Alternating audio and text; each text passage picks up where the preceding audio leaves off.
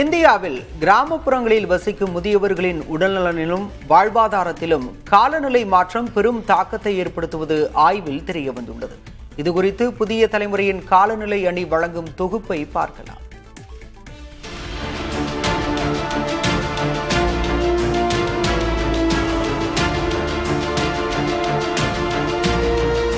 காலநிலை மாற்றம் என்பது வெறும் சுற்றுச்சூழல் சார்ந்த பிரச்சனை மட்டுமல்ல. அது முதியவர்களின் ஒட்டுமொத்த வாழ்க்கை தரத்தையே பாதிக்கும் ஒரு சமூக பிரச்சனையாக உருவெடுத்துள்ளது. ஹெல்பேஜ் இந்தியா அமைப்பு நடத்திய புதிய ஆய்வின்படி கடந்த 3 ஆண்டுகளில் 78 விழுக்காடு முதியவர்கள் ஏதேனும் ஒரு காலநிலை பேரிடரை எதிர்கொண்டுள்ளனர். இதில் 45 விழுக்காட்டினர் கடுமையான வெப்ப அலையாலும், 27 விழுக்காட்டினர் வெள்ளத்தாலும், 20 விழுக்காட்டினர் வறட்சியாலும் பாதிக்கப்பட்டுள்ளதாக அதிர்ச்சி தகவல் வெளியாகியுள்ளது.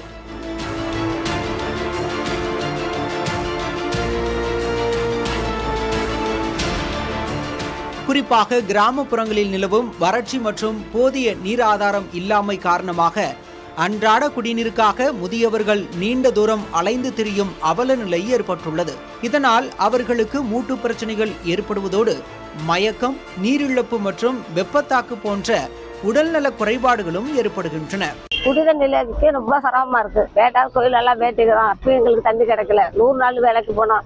அங்கேயும் எனக்கு தண்ணி தாங்க முடியாம மயக்கடிச்சு குளத்து தண்ணி குளத்துல அந்த குளத்துல கூட தண்ணி இல்லை. அது பச்சை இருந்து கிடக்கு. அடி பைப்பு கொஞ்சம் போய் சிரமம் விட்டு அடிச்சு கொண்டுதான் வச்சுக்கிறோம். ஆனா 100 நாள் வேலைக்கு எங்களுக்கு குடிக்க தண்ணி கிடையாது. அது குளத்து தண்ணியை குடிச்சா பிள்ளைகளுக்கு ஜுரம், காய்ச்சல், சளி எல்லாம் பிடிக்குது எங்களுக்கு. எங்க ஊர்ல குடித்தண்ணி பற்றாக்குறை ரொம்ப அதிகமா இருக்கு சார்.